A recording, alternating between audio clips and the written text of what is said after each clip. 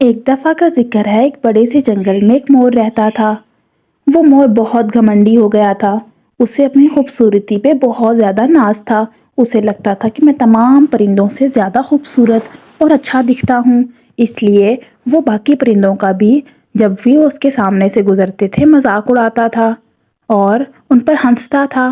ایک دن ایسے ہی بارش شروع ہو گئی۔ بارش کافی اچھی اور میٹھی میٹھی سی تھی، اس لیے کوئل بارش کو دیکھ کر گانا گانے لگی۔ وہ اپنی سریلی سی آواز میں گانا گا کر سارے پرندوں کو خوش کر رہی تھی کہ پاس بیٹھا طوطا کہنے لگا، کوئل بہنا، تمہاری آواز بہت خوبصورت ہے، تمام پرندوں سے زیادہ خوبصورت آواز ہے تمہاری۔ یہ بات وہ مور نیچے کھڑا ہو کر سن رہا تھا۔ اسے یہ بات بالکل برداشت نہیں ہوئی کہ اس کو چھوڑ کر کسی نے کیسے تعریف کر دی، تو وہ کوئل سے بات کرتے ہوئے کہنے لگا، لیکن کوئل، بات تو سچ ہے نا کہ تم خوبصورت بالکل نہیں ہو، وہی کالا سا رنگ ہے تمہارا۔ آواز سے کیا ہوتا ہے، خوبصورت دکھنا ہی سب سے زیادہ ہوتا ہے۔ اس کی بات سن کر کوئل اس سے کہنے لگی، مور بھائی، میری آواز دوسرے پرندوں کو خوش کرتی ہے اور وہ اس سے خوشی حاصل کرتے ہیں، تو مجھے خوبصورتی سے کوئی لینا دینا نہیں ہے۔ میں دوسرے پرندوں کے لیے خوشی کا باعث بن رہی ہوں، میرے لیے یہی سب کچھ ہے۔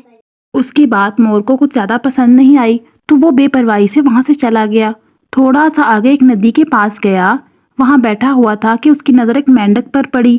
اس کے دل میں پھر خیال آیا کہ مجھے اس مینڈک کا مذاق اڑانا چاہیے۔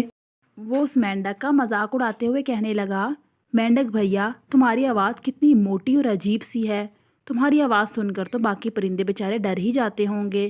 مینڈک بیچارہ اس کی بات سن کر اداس ہو گیا، اس لیے واپس پانی کے اندر چلا گیا۔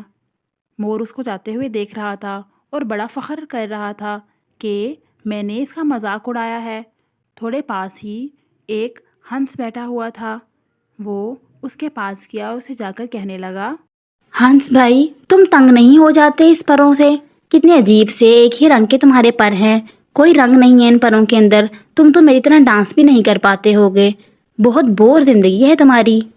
اس کی بات سن کر ہنس پہلے ہنسا اور پھر اسے کہنے لگا، مور بھیا، میرے پنکھ بے شک سادے اور زیادہ رنگ برنگی نہیں ہیں، لیکن یہ تم سے زیادہ کام کرتے ہیں۔ تمہارے پنکھ خوبصورت تو ہیں، لیکن تم ان سے اڑ نہیں سکتے زیادہ دیر تک، لیکن میرے پنکھ دیکھو کہ اڑنے میں میری کتنی مدد کرتے ہیں۔ میں کتنا لمبا سفر ان پنکھوں سے کرتا ہوں، اس لیے خدا نے ہر جانور کے اندر کوئی نہ کوئی صلاحیت رکھی ہوتی ہے۔ ہمیں گھمنڈ نہیں کرنا چاہیے، خدا نے جس مخلوق کو بنایا ہے بہترین ہی بنایا ہے۔ اگر تمہارے پنکھ خوبصورت ہیں تو میرے پنکھ کام کے ہیں، میں ان سے بہت زیادہ اڑ سکتا ہوں۔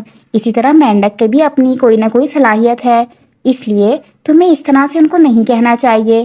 مور کو اس کی بات سن کر احساس ہو گیا اور اس نے اسے معافی مانگی اور سوچ لیا تھا کہ اب سے وہ دوبارہ کسی بھی پرندے یا جانور کو تنگ نہیں کرے گا، نہ ہی اپنے ان پروں پر گھمنڈ کرے گا، کیونکہ اس میں اس کا کوئی کمال نہیں ہے، اس کو تو خدا نے عطا کیے ہیں یہ سب۔ اگر آپ کو یہ ویڈیو پسند آئی ہے تو اس ویڈیو کو لائک اور چینل کو سبسکرائب کیجئے اور بیل کے آئیکن کو پریس کر دیجئے تاکہ روز آپ کو اس طرح کی مزیدار سی سٹوریز دیکھنے کو ملتی رہیں۔